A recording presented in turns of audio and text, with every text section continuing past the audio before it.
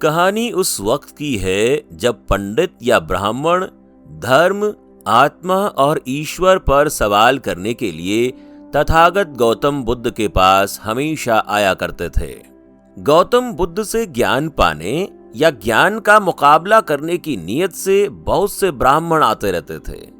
ऐसे ही एक ब्राह्मण गौतम बुद्ध से निम्न वार्ता धर्म मार्ग के परिचय के लिए आता है और आकर तथागत गौतम बुद्ध से पूछता है, आप सब लोगों को ये बताते हैं कि आत्मा नहीं है, स्वर्ग नहीं है, पुनर्जन्म नहीं है, क्या ये सत्य है? गौतम बुद्ध ने कहा, आपको ये किसने बताया कि मैंने ऐसा कहा? तब ब्राह्मण ने कहा, नहीं, ऐसा किसी ने बताया नहीं।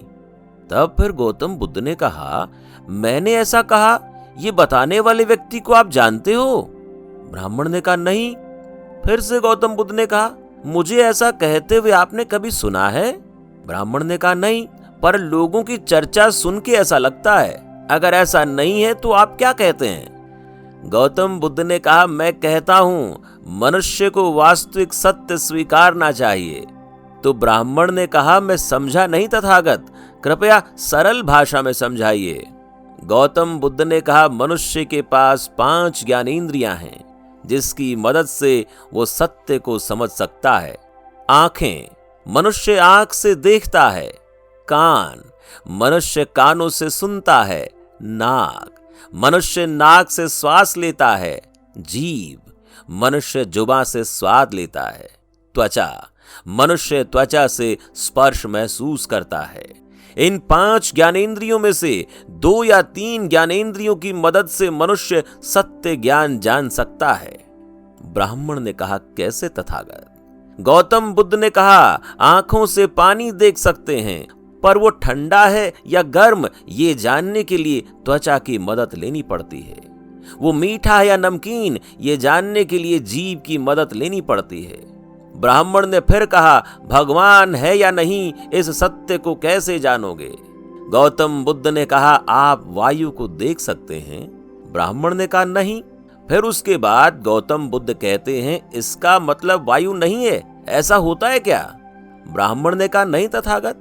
गौतम बुद्ध कहते हैं, वायु दिखती नहीं, फिर भी हम उसके अस्तित्व को नकार नहीं सकते, क्योंकि हम वायु के द्वारा ही सांस लेते हैं। जब वायु का झोंका आता है तब पेड़ पत्ते हिलते हैं, ये हम देखते हैं और महसूस करते हैं। अब आप बताओ, क्या भगवान हमें 5 ज्ञानेंद्रियों से महसूस होते हैं? ब्राह्मण ने कहा, नहीं तथागत। गौतम बुद्ध ने कहा, आपके माता पिता ने देखा है, ऐसा उन्होंने आपको बताया है? ब्राह्मण कहता है, नहीं तथागत। फिर गौतम बुद्ध कहते हैं, फिर परिवार के किसी पूर्वज ने देखा हो, ऐसा आपने सुना है? ब्राह्मण फिर कहते हैं, नहीं तथागत। फिर गौतम बुद्ध कहते हैं, मैं यही तो कहता हूं, जिसे आज तक किसी ने देखा नहीं, जिसे हमारी ज्ञानेंद्रियों ने जाना नहीं, वो सत्य नहीं है, इसलिए उसके बारे में सोचना व्यर्थ है। ब्राह्मण ने कहा, वो ठीक है तथागत, पर हम जिंदा हैं, इसका मतलब हमारे अंदर आत्मा है, ये आप मानते हैं या नहीं? गौतम बुद्ध ने कहा, मुझे बताइए, मनुष्य मरता है, इसका मतलब क्या होता है? ब्राह्मण ने कहा, आत्मा शरीर से बाहर निकल जाती है और मनुष्य मर जाता है।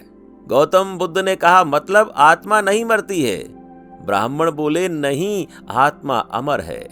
फिर गौतम बुद्ध कहते हैं, आप कहते हैं आत्मा कभी मरती नहीं है, आत्मा अमर है, तो ये बताइए, आत्मा शरीर छोड़ती है या शरीर आत्मा को?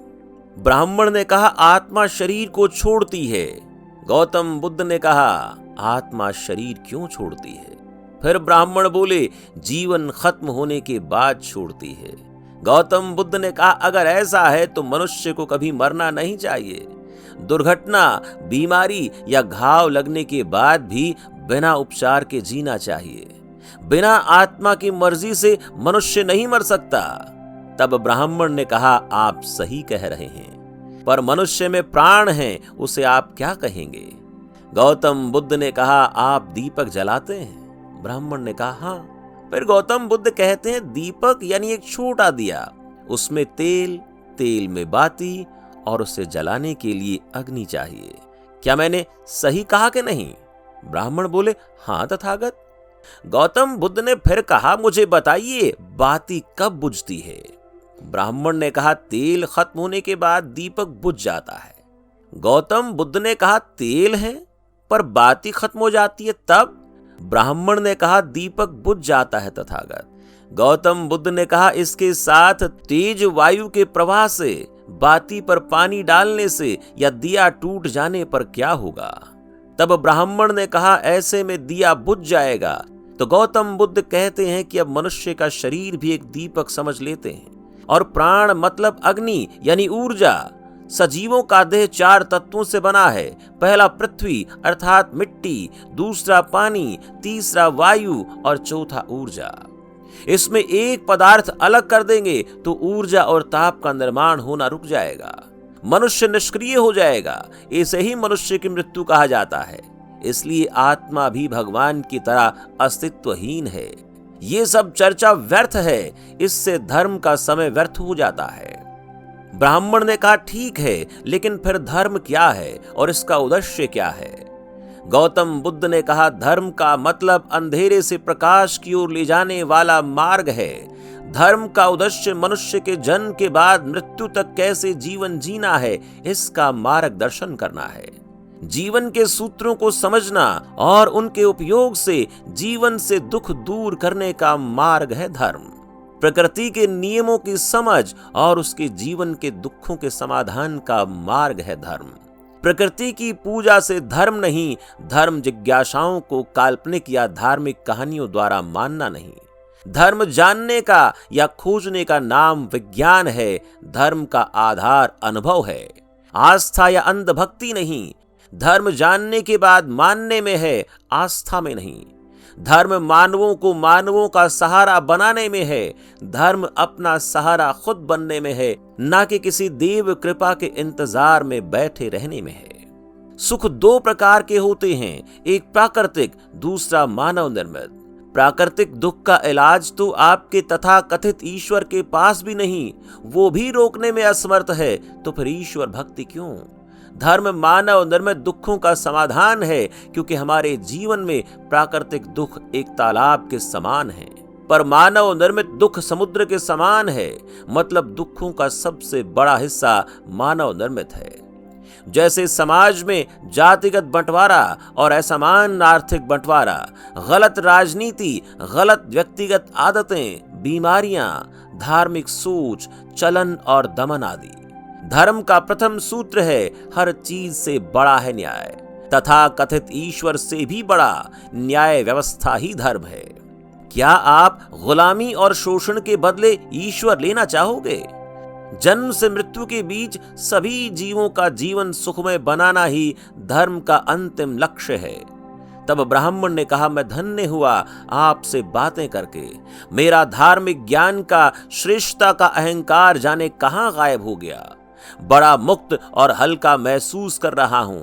अपने और पराये का भ्रम दूर हुआ, सब अपने से लगने लगे। आपसे ज्ञान पाकर मेरा जीवन धन्य हुआ तथागत। ऐसा कहते हुए वो तथागत के चरणों में गिर जाता है। तो दोस्तों, कैसी लगी आपको हमारी ये कहानी, हमें कमेंट करके जरूर बताना। और हाँ, वीडियो को लाइक करके अपने दोस्तों, परिवारजनों को शेयर अवश्य करना। और ऐसी ही कहानियां रोजाना सुनने के लिए हमारे चैनल द बुद्धा शो को सब्सक्राइब करके बेल नोटिफिकेशन ऑन करके ऑल पर सेट कर लें, ताकि आप तक हमारी हर नई कहानी बिना किसी रुकावट के पहुंचती रहे। धन्यवाद।